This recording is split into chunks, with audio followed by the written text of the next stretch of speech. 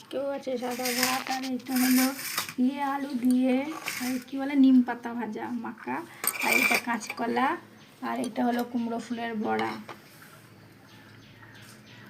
আর এই যে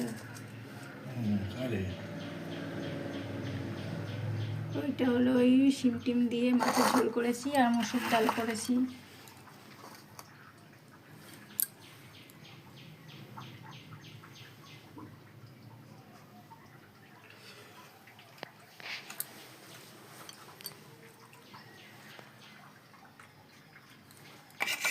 ভাজা নিবা না? ভাজা কাঁচকলা ভাজা। কুমড়ো ফুলের বড়া ভাজতে গিয়ে গ্যাস শেষ হয়ে গেছে, তাই জন্যই 4টে ভেজেছি।